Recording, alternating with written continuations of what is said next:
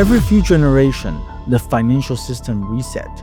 Currency change, trust move, and wealth, it doesn't disappear. It gets redistributed. We're not talking about prediction, we're talking about pattern, one that already in motion. Today we will break it down step by step so you can understand where it's headed and how to position before the curve.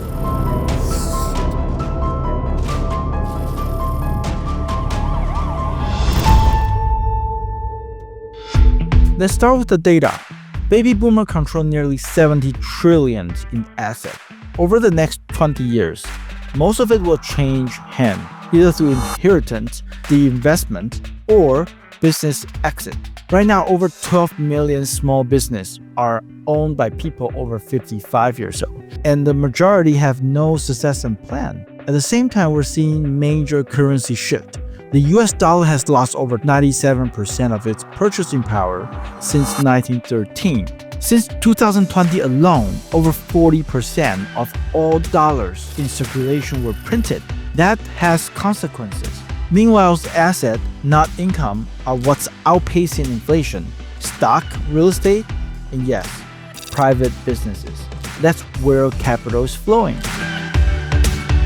We have tracked what institutions and ultra-wealthy families are doing, not just saying. And here's the trend.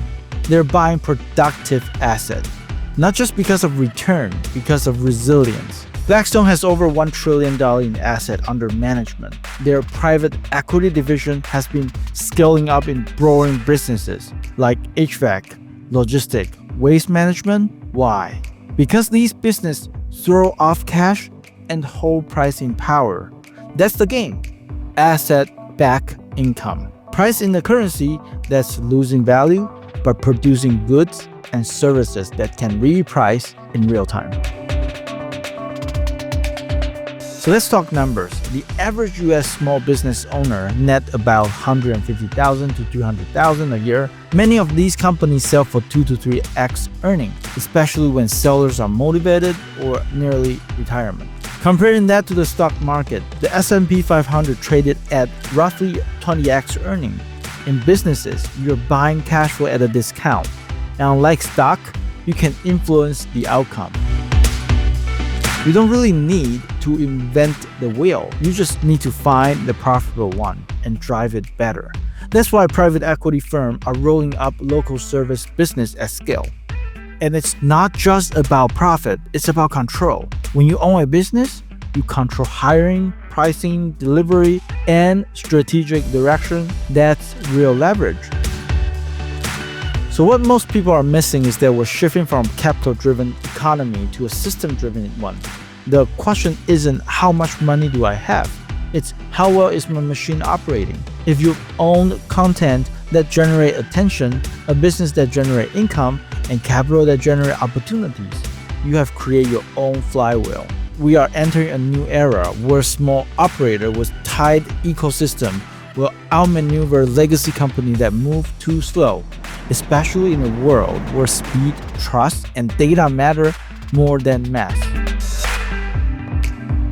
The IMF, BIS, and major central banks are already piloting digital currency.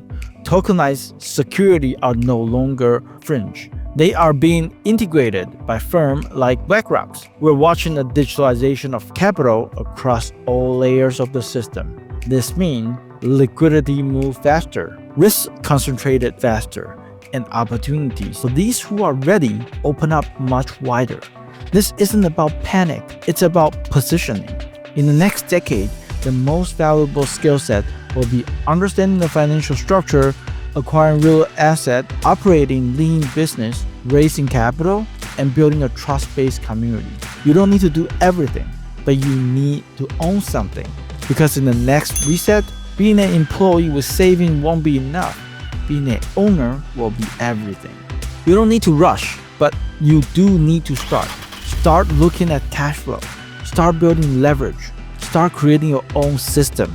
Because when the money reset and it will, these will hold asset will write the next rule. If this resonates with you, share it with someone who needs to hear this and keep building quietly, relentlessly, strategically. See you in the next videos.